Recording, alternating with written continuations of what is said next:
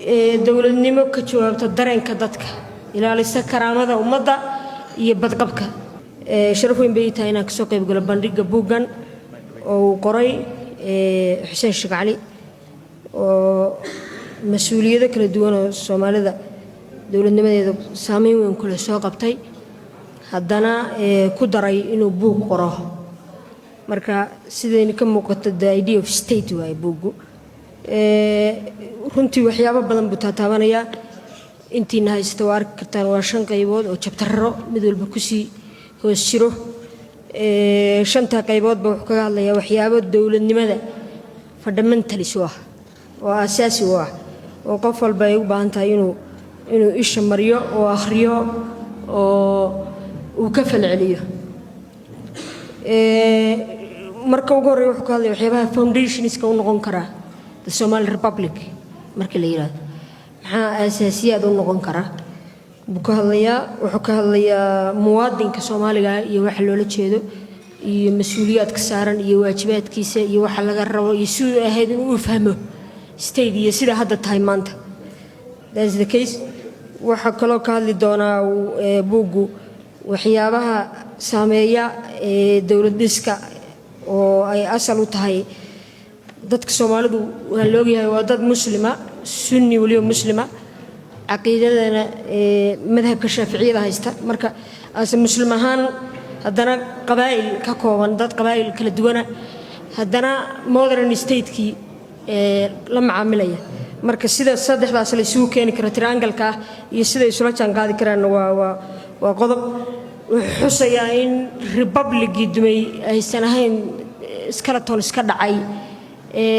lafteedu ay ruuxdii dowladnimadii aynu u baahno aynu institutions qallalan aynan u baahnayn inaynu dhisno waxyaabaha uu ka hadlayo buuggu waxaa ka mid ah dowladnimo ka jawaabta dareenka dadka ilaalisa karaamada ummadda iyo badqabka buuggu wuxuu ka hadlayaa xuseen tusaale soo qaad dadkiina IT-ga ama computerka yaqaana inay ka kooban yahay computerku hardware iyo software dowladnimada skeletonka guud oo institutionada waaweyn la dhisaa ahayne ay u baahan tahay gudaheedana in institutions xoojiya madax bannaani keena isbalance gareeya shuruuc hagaajisa waxa soo dhan barax dhigta oo hogaankii uu ka yahay baayana agtaala marka aad buu ugu nuxsanaya looska iyo institutionska waxyaabaha la xiriir xuseen wuxuu sal uga dhigayaa doodiisa buuggan dhowr shay oo ay ka tahay in qofku dowladnimada la rabo inay cadaalad ka shaqeyso ammaano ka shaqeyso hufnaanta xoojiso cid ay shaqaaleysiisanayso meritocracy ku shaqaaleysiiso merit based oo ninkii xaq u leh inuu imtixaan u galo uu ku soo baxo wuxuu ka hadlayaa Somali governance-ga iyo saddexdaas sida la isugu keenayo ay asal u tahay justice-ka laga shaqeeyo mas'uuliyadaha dowladnimo la ilaaliyo oo aan dadka loogu tikrafalin ammaanada kowka waxa kale oo si fiican uga hadlay Xuseen finally dadka dowladnimadu wax iska yimaada maaha waxay u baahan tahay shaqadana waxa qabanaya leaderkaasna waa u baahanahay leadership laftigeediina leadership cidlaan ma rabne institutions buu u baahan yahay lagu qaabeeyo oo qofku waana dhintaa waana xukunkana waa ka tagaay institutions ka hara oo bari ka fac duwalka aragteen adduunyada maamula the institutions baa israngareeya civil servant waa madaxwa ama shaqaale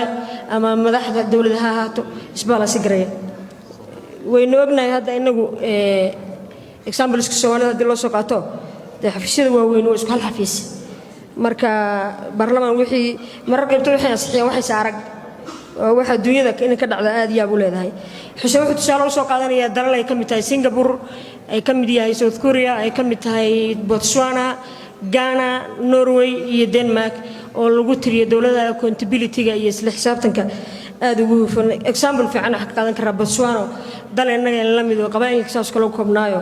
hay'adahooda ku saleeyay dhaqankooda iyo dadkooda si uu kooban yahay si loo soo celiyo accountability-gaasna waxay u baahan tahay akhlaaqiyad dawladeed oo lagu hago isla xisaabtanka daahfurnaanta